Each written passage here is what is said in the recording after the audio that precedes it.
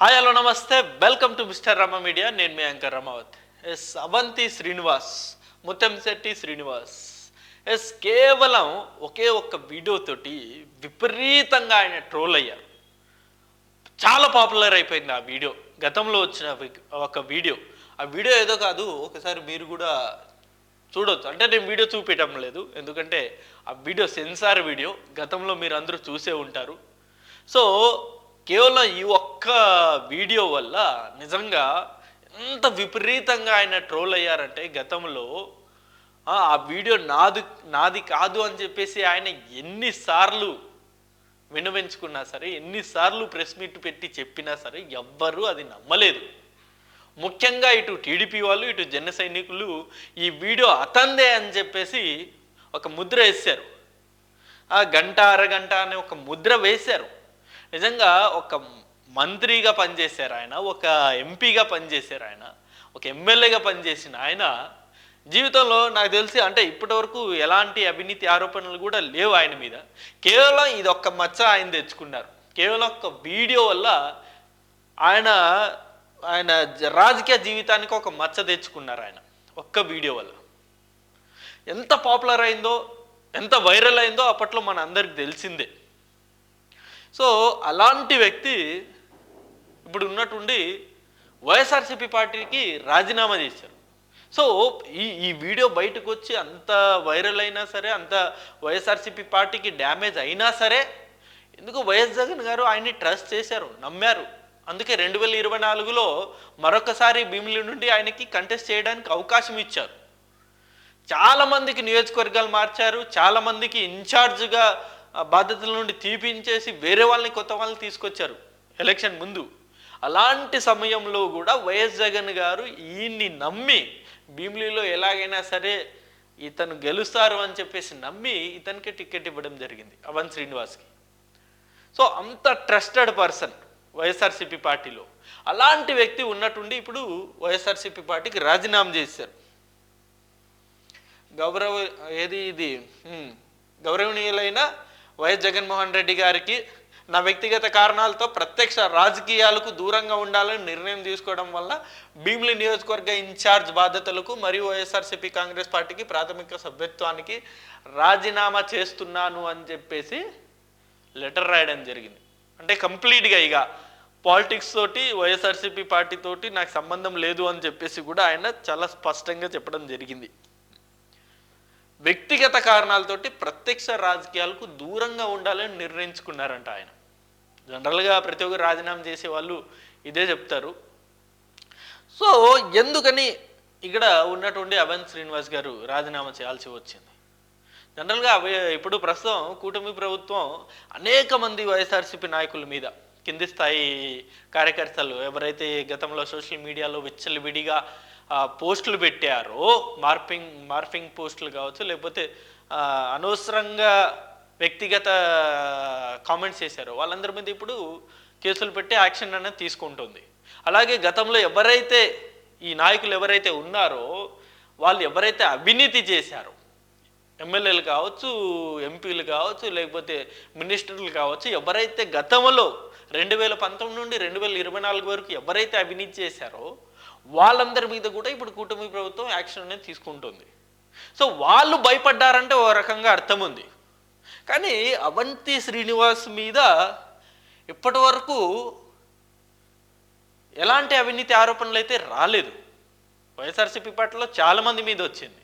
రోజా మీద వచ్చింది, అమ్మటి రాంబాబు మీద వచ్చింది, పేర్ని నాని మీద వచ్చింది, జగన్ గారి మీద, ఇంకా అనేక మంది నాయకుల మీద అవినీతి ఆరోపణలు అనేవి వచ్చాయి. కానీ అవంతి శ్రీనివాస్ గారి మీద ఎలాంటి అవినీతి ఆరోపణలు అనేది రాలేదు. బట్ ఎందుకని రాజీనామా చేశారు? నిజంగా వైఎస్ఆర్సీపీ పార్టీలో ఆయన ఇమ్మడలేకపోతున్నారా? అంటే ప్రస్తుతం ఉన్న ఈ పరిస్థితుల్లో ఆయన సింక్ అవ్వలేకపోతున్నారా అన్నది ఇక్కడ వస్తున్న క్వశ్చన్ మార్క్. ఎందుకంటే మనం చూసుకోవచ్చు 2024లో ఈ చాలామంది ఎమ్మెల్యేలు మార్చినా సరే ఈయన మార్చలేదు జగన్ గారు. ఈయనకే టికెట్ ఇచ్చారు. ఈయన టికెట్ ఇచ్చినా సరే బై బ్యాడ్ లక్ 2024 మనకు తెలిసిందే, కూటమి ప్రభుత్వం ఆ స్వీప్లో ఈయన కూడా ఓటమి పాలయ్యారు, ఘోరంగా ఓడిపోయారు. గంటా శ్రీనివాస్ గారికి ఏకంగా 92,000 మెజారిటీ వచ్చింది. సో అలాంటి వ్యక్తి ఇప్పుడు వైఎస్ఆర్సీపీ పార్టీకి రాజీనామా చేశారు. మొత్తానికి ప్రత్యక్ష రాజకీయాలతో వైఎస్ఆర్సీపీ పార్టీతో సంబంధం లేదని చెప్పారు. కానీ ఇక్కడ ఇంకొక న్యూస్ కూడా మనకు వినబడుతుంది. ఏంటి అది? గతంలో ఈయన టీడీపీలో ఎంపీగా పనిచేశారు కదా, అంటే చంద్రబాబు నాయుడు గారికి గతంలో ఈయన చాలా క్లోజ్. ఎంపీగా గతంలో టికెట్ ఇచ్చారు, ఎంపీగా ఆయన వర్క్ చేశారు కూడా. 2019 ఫిబ్రవరిలో అనుకుంటా అప్పుడు ఆయన టీడీపీ పార్టీకి రాజీనామా చేసి వైఎస్ఆర్సీపీ పార్టీలోకి వెళ్ళారు. సో అలాంటి వ్యక్తి మళ్ళీ ఇప్పుడు టీడీపీ గూటికి చేరబోతున్నారనే వార్త కూడా ఇప్పుడు చాలా వైరల్ అవుతూ ఉంది. ఆల్రెడీ టీడీపీ నాయకులు ఆయనతో మాట్లాడుతున్నారని, లేకపోతే ఈయనే ఆల్రెడీ చంద్రబాబు నాయుడు గారికో లేకపోతే లోకేష్ గారికో టచ్లోకి వెళ్తున్నారు అని చెప్పేసి, వెళ్ళాడు అని చెప్పేసి, మళ్ళీ టీడీపీ గూటికి వచ్చే అవకాశం ఉంది అని చెప్పేసి న్యూస్ కూడా వస్తుంది. బట్ ఈయన ఎందుకు ఉన్నటువంటి వైఎస్ఆర్సీపీ పార్టీకి రాజీనామా చేశారు? అండ్ ఇటు కేవలం టీడీపీ కూటమి ప్రభుత్వం టీడీపీలో జాయిన్ అయితే మళ్ళీ పవర్లోకి వస్తాము, పవర్ ఉంటుందనే ఆలోచనతోటి ఇలా వెళ్తున్నారా అనే క్వశ్చన్ మార్క్ కూడా ఉంది. మరి చూద్దాం ఈయన భవిష్యత్ రాజకీయం ఎలా అయితే ఉంటుందో.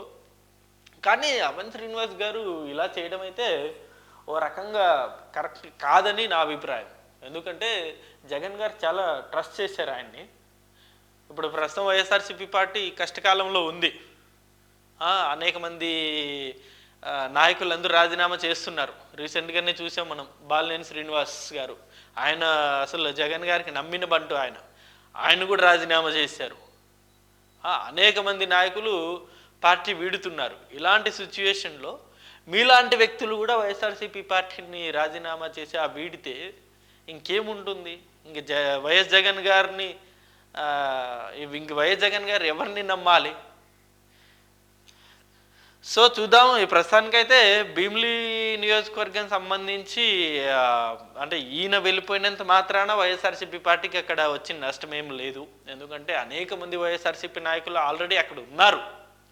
వాళ్ళలో ఎవరో ఒకరిని మళ్ళీ ఇన్ఛార్జ్గా నియమిస్తారు.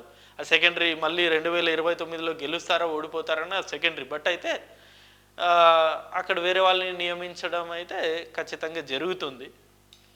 మరి చూడాలి. బట్ అవంతి శ్రీనివాస్ గారు రాజీనామా చేసిన తర్వాత ఒక గొప్పగా మాట్లాడారండి. నాకు 2 పాయింట్స్ భలే నచ్చాయి అవంతి శ్రీనివాస్ గారు మాట్లాడిన ఆ మాటల్లో. ఆయన ఏమన్నారంటే, కూటమి ప్రభుత్వానికి వైఎస్ఆర్సీపీ పార్టీ టైం ఇవ్వకుండా విమర్శలు చేస్తుంది అనేది నాకు నచ్చడం లేదన్నారు. నిజంగా నాకు కూడా చాలా బాగా నచ్చింది. ఎందుకంటే ఏ ప్రభుత్వం అధికారంలోకి వచ్చినా సరే, ఏ పార్టీ అధికారంలోకి వచ్చినా సరే ఎంతో కొంత టైం అనేది ఇవ్వాలి. ఇప్పుడు కూటమి ప్రభుత్వం అధికారంలోకి వచ్చి జస్ట్ 6 months అయింది. ఈ 6 monthsలోనే అది చేయలేదు ఇది చేయలేదని విమర్శలు చేయడం అనేది అసలు కరెక్ట్ పద్ధతే కాదు. అది కరెక్ట్ రాజకీయం కూడా కాదు. ఎందుకంటే ఇప్పుడు ఆంధ్ర పరిస్థితి దారుణంగా ఉంది. ఇక్కడ ఫైనాన్షియల్ పరంగా ఆంధ్ర ఈజ్ నథింగ్. ఇప్పుడు ఏం లేదు ఆంధ్రాలో. ఇప్పుడు స్టిల్ ఇప్పుడు ఉద్యోగస్తులు జీతాలు ఇవ్వాలన్నా, పెన్షన్స్ ఇవ్వాలన్నా, ఏం చేయాలన్నా సరే అప్పు చేయాల్సిన పరిస్థితి ఉంది ఆంధ్రాకి ఇప్పుడు. అలాంటి సిచ్యుయేషన్లో ఇచ్చిన హామీలన్నీ నెరవేర్చాలంటే మినిమం ఒక 1 year టైం అనేది ఇవ్వాలి. ఆ టైం అనేది ఇవ్వకుండా మీరు జస్ట్ విమర్శలు చేస్తూ ఉంటే నిజంగా అది కరెక్ట్ అయిన రాజకీయం అనేది కాదు. ఇదే పాయింట్ ఆయన రైజ్ చేశారు. నాకు బాగా నచ్చింది అది. సో చూద్దాం. మరి అవంతి శ్రీనివాస్ గారు అయితే మంచి సీనియర్ నాయకులే. ఉత్తరాంధ్రలో one of the key member. కేవలం ఈ ఒక్క మచ్చ తప్పితే ఆయన మీద ఎలాంటి అవినీతి ఆరోపణలు అయితే లేవు. మరి ఈ మచ్చ సమసిపోతుంది అంటే మెల్లమెల్లగా మర్చిపోతారనుకోండి జనాలు. బట్ ఇప్పుడు సోషల్ మీడియా యుగంలో ఇప్పుడు ఈయన ఏం మాట్లాడినా సేమ్ గంట అరగంట అనే మాటతోటి, ఆ కామెంట్స్ తోటి జనరల్గా ఎప్పుడు వస్తూనే ఉంటుంది. సో ప్రస్తుతానికైతే వైఎస్ఆర్సీపీ పార్టీకి రాజీనామా చేశారు. మరి చూద్దాం భవిష్యత్తులో మరి నిజంగా టీడీపీ పార్టీలోకి వెళ్తారా లేకపోతే జనసేన పార్టీలోకి వెళ్తారా అన్నది క్వశ్చన్ మార్క్. నిజంగా టీడీపీ పార్టీలోకి వెళ్తే నిజంగా అక్కడున్న టీడీపీ లోకల్ లీడర్స్ పరిస్థితి ఏంది? ఈయన ఆ లోకల్ లీడర్స్కి వ్యతిరేకంగానే కదా పనిచేశారు గతంలో. గంటా శ్రీనివాస్ గారికి వ్యతిరేకంగా పనిచేశారు. భీమిలి నియోజకవర్గం సంబంధించి అంటే ఉత్తరాంధ్ర సంబంధించి టీడీపీ లీడర్స్కి వ్యతిరేకంగానే ఈయన పనిచేసి ఉంటారు. సో మరి అక్కడ ఉత్తరాంధ్రకి సంబంధించిన లోకల్ లీడర్స్ టీడీపీ వాళ్ళు నిజంగా యాక్సెప్ట్ చేస్తారా ఒకవేళ నిజంగా టీడీపీలోకి వెళ్తే? ఇవన్నీ భవిష్యత్తులో మనకైతే తెలుస్తుంది. అండ్ ప్రస్తుతం ఇది వీడియో. అండ్ ఈ అంశం మీద మీ అభిప్రాయాన్ని కూడా కింద కామెంట్ రూపంలో తప్పకుండా తెలియజేయండి. అవంతి శ్రీనివాస్ గారు రాజీనామా చేయడం వైఎస్ఆర్సీపీ పార్టీకి కరెక్టేనా, లేకపోతే ఏ రీజన్స్ వల్ల ఆయన రాజీనామా చేసి ఉంటారు అనే అభిప్రాయాన్ని కింద కామెంట్ రూపంలో తెలియజేయండి. Thank you for watching this video. Thank you.